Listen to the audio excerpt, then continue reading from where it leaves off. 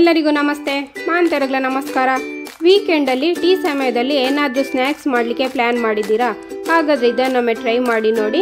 ಕರಾವಳಿಯಲ್ಲಿ ಎಲ್ಲ ಹೋಟೆಲ್ನಲ್ಲಿ ನೀವು ಗೋಳಿ ಬಜ್ಜಿಯ ರೀತಿಯಲ್ಲೇ ಟೀಯೊಂದಿಗೆ ಇದನ್ನು ಕೂಡ ಆರ್ಡರ್ ಮಾಡ್ಬೋದು. ಐತಾಸ್ ಕಿಚನ್ ಎಲ್ಲ ವೀಕ್ಷಕರಿಗೆ ಸ್ವಾಗತ. ಇವತ್ತು ಮಂಗಳೂರು ಸ್ಪೆಷಲ್ ಸಂಜೀರ ಮಾಡ್ತಾ ಇದ್ದೇನೆ. ವಿಧಾನ ನೋಡೋಣ. ಅದರ ಮೊದಲು ಚಾನಲ್ ಸಬ್ಸ್ಕ್ರೈಬ್ ಆಗಲು ಮರಿಬೇಡಿ. ಸಂಜೀರ ಮಾಡಲಿಕ್ಕೆ ನಾನಿಲ್ಲಿ ಮಿಕ್ಸಿಂಗ್ ಬೌಲ್ಗೆ 2 ಕಪ್ಪಿನಷ್ಟು ಮೈದಾ ಹುಡಿ ಹಾಕ್ಕೊಳ್ತೇನೆ. ಹಾಗೆ ಇದಕ್ಕೆ 3 ಟೇಬಲ್ ಸ್ಪೂನಷ್ಟು ಮೀಡಿಯಂ ರವೆ, ಇನ್ನು ಅರ್ಧ ಟೇಬಲ್ ಸ್ಪೂನಷ್ಟು ಅರಶಿನದ ಹುಡಿ, ರುಚಿಗೆ ತಕ್ಕಷ್ಟು ಉಪ್ಪು ಹಾಕ್ಕೊಳ್ತೇನೆ. ಇನ್ನು ಇದಕ್ಕೆ 5 ರಿಂದ 6 ಟೇಬಲ್ ಸ್ಪೂನಷ್ಟು ಎಣ್ಣೆಯನ್ನು ಬಿಸಿ ಮಾಡಿ ಹಾಕ್ಕೊಳ್ತೇನೆ. ಎಣ್ಣೆ ಬಿಸಿ ಮಾಡಿ ಹಾಕ್ಕೊಳ್ಬೇಕು.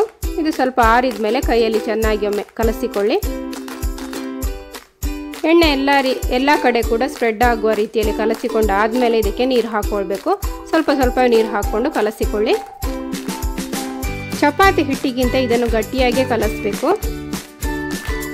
ಹೇಳಿದ ಟಿಪ್ಸನ್ನು ನೀವು ಫಾಲೋ ಮಾಡಿದರೆ ಖಂಡಿತ ಸಂಜೀರ ಕ್ರಿಸ್ಪಿಯಾಗಿಯೇ ಬರ್ತದೆ. ನೋಡಿ, ಅದಕ್ಕೆ ಕಲಸಿಕೊಳ್ಳಿ. ಎಲ್ಲ ಕಲಸಿ ಆದಮೇಲೆ ಪುನಃ ಇದನ್ನು 2 ರಿಂದ 3 ನಿಮಿಷ ಆದರೂ ಚೆನ್ನಾಗಿ ನಾದಿಕೊಳ್ಬೇಕಾಗ್ತದೆ.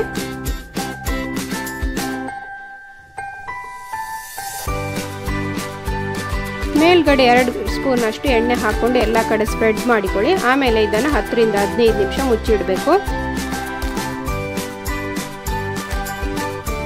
ಇನ್ನು ಇದಕ್ಕೊಂದು ಹೂರಣ ರೆಡಿ ಮಾಡಿಕೊಳ್ಳೋಣ.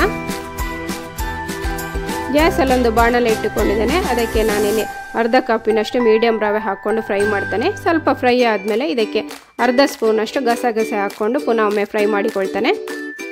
ಸ್ವಲ್ಪ ಫ್ರೈ ಆಗಲಿ. ಇನ್ನು ಇದಕ್ಕೆ ಸ್ವಲ್ಪ ತೆಂಗಿನಕಾಯನ್ನು ನಾನು ಪೌಡರ್ ಮಾಡಿ ಇಟ್ಟುಕೊಂಡಿದ್ದೆ, ಅದನ್ನು ಹಾಕ್ಕೊಳ್ತೇನೆ. ನೀರು ಹಾಕ್ಕೊಳ್ಳಿಕ್ಕಿಲ್ಲ, ಡ್ರೈ ಆಗಿ ಪೌಡರ್ ಮಾಡಿಕೊಳ್ಬೇಕು. ನೀರಿನಂಶ ಹೋಗುವಷ್ಟು ಇದನ್ನು ಫ್ರೈ ಮಾಡಿಕೊಳ್ಬೇಕು. ನೀರಿನಂಶ ಎಲ್ಲ ಹೋದ್ಮೇಲೆ ಇದಕ್ಕೆ ಅರ್ಧ ಕಪ್ಪಿನಷ್ಟು ಕ್ರಿಸ್ಟಲ್ ಸಕ್ಕರೆ ಹಾಕ್ಕೊಳ್ಬೇಕು. ಪುಡಿ ಮಾಡಿ ಹಾಕ್ಕೊಳ್ಳಿಕ್ಕಿಲ್ಲ. ಹಾಕಿದ ಕೂಡಲೇ ಒಮ್ಮೆ ಮಗುಚಿ ಕೂಡಲೇ ಗ್ಯಾಸನ್ನು ಆಫ್ ಮಾಡಿಕೊಂಡು ಬಾಣಲೆಯನ್ನು ಕೆಳಗಿಳಿಸಿಕೊಳ್ಳಿ. 15 ನಿಮಿಷದ ನಂತರ ಮೊದಲೇ ಕಲಸಿಟ್ಟಿದ್ದ ಹಿಟ್ಟನ್ನು ಪುನಃ ನಾನು ಒಂದು 2 ನಿಮಿಷ ಆದರೂ ಚೆನ್ನಾಗಿ ನಾದಿಕೊಳ್ತೇನೆ. ನೋಡಿ, ಈ ರೀತಿಯಾಗಿ ಒಮ್ಮೆ ಚೆನ್ನಾಗಿ ನಾದಿಕೊಳ್ಳಿ. ಇನ್ನು ಇದರಲ್ಲಿ ಉಂಡೆ ಮಾಡಿಕೊಳ್ಳೋಣ. ಎಲ್ಲ ಒಂದೇ ಸೈಜಲ್ಲಿ ಉಂಡೆ ಮಾಡಿಕೊಳ್ಳೋಣ. ತುಂಬ ಸಣ್ಣದಾಗಿ ಬೇಡ, ಸ್ವಲ್ಪ ಮೀಡಿಯಂ ಗಾತ್ರದಲ್ಲೇ ಇರಲಿ. ಹೋಟ್ಲುಗಳಲ್ಲಿ ನೀವು ನೋಡಿರ್ಬೋದು, ಸಂಜೀರ ಸ್ವಲ್ಪ ದೊಡ್ಡ ಸೈಜಲ್ಲೇ ಇರ್ತದೆ. ಒಂದೊಂದೇ ಉಂಡೆಯನ್ನು ಲಟ್ಟಿಸಿಕೊಳ್ಳುವ. ಮೇಲ್ಗಡೆ ಸ್ವಲ್ಪ ಮೈದಾ ಹಾಕ್ಕೊಂಡು ನಾನು ಲಟ್ಟಿಸಿಕೊಳ್ತೇನೆ. ಪೂರಿಗಿಂತ ಸ್ವಲ್ಪ ದೊಡ್ಡ ಸೈಜಲ್ಲೇ ಲಟ್ಟಿಸಿಕೊಳ್ಬೇಕು.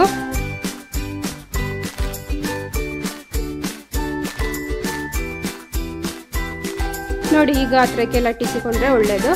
ಇನ್ನು ಇದರ ನಡುವಲ್ಲಿ ಮೊದಲೇ ರೆಡಿ ಮಾಡಿ ಇಟ್ಟುಕೊಂಡಿದ್ದ ಹೂರಣವನ್ನು 2 ಸ್ಪೂನಷ್ಟು ಹಾಕ್ಕೊಳ್ತೇನೆ. ಇನ್ನು ಇದನ್ನು ಪರೋಟಕ್ಕೆ ನಾವು ಮಡಚಿಕೊಳ್ತೇವಲ್ಲ, ಅದೇ ರೀತಿಯಲ್ಲಿ, ಅಥವಾ ನಾನು ಈ ಮೊದಲಿನ ವಿಡಿಯೋದಲ್ಲಿ ಮೋಮೋಸಿಗೆ ಶೇಪ್ ಕೊಡುವ ರೀತಿಯಲ್ಲಿ ಇದನ್ನು ಸೇರಿಸಿಕೊಳ್ಳುವ. ನಿಮಗೆ ಯಾವ ರೀತಿಯಲ್ಲಿ ಸುಲಭ ಆಗ್ತದೋ ಆ ರೀತಿಯಲ್ಲಿ ಇದನ್ನೆಲ್ಲವನ್ನು ಸೇರಿಸಿಕೊಳ್ಳಿ. ಇದಕ್ಕೆ ಯಾವುದೇ ಶೇಪಿನ ಅಗತ್ಯ ಇಲ್ಲ. ಎಲ್ಲ ಒಟ್ಟಿಗೆ ಸೇರಿಸಿ ಹೂರಣ ಹೊರಗಡೆ ಬರದ ಹಾಗೆ ಪುನಃ ಇದನ್ನು ಲಟ್ಟಿಸಿಕೊಳ್ಬೇಕು. ಇದನ್ನು ಲಟ್ಟಿಸುವಾಗ ಜಾಸ್ತಿ ತೆಳುವು ಬೇಡ, ತುಂಬ ದಪ್ಪವೂ ಇಲ್ಲದೆ ಈ ರೀತಿಯಾಗಿ ಲಟ್ಟಿಸಿಕೊಳ್ಳಿ. ದಕ್ಷಿಣ ಕನ್ನಡದಲ್ಲಿ ಈ ತಿಂಡಿ ಸಂಜೆಯ ಸಮಯದಲ್ಲಿ ಎಲ್ಲ ಹೋಟ್ಲುಗಳಲ್ಲಿ ಸಿಗ್ತದೆ.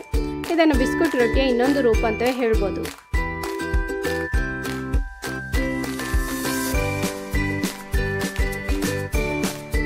ಇದೇ ರೀತಿಯಾಗಿ ಒಂದು 4-5 ರೆಡಿ ಮಾಡಿಕೊಳ್ತೇನೆ.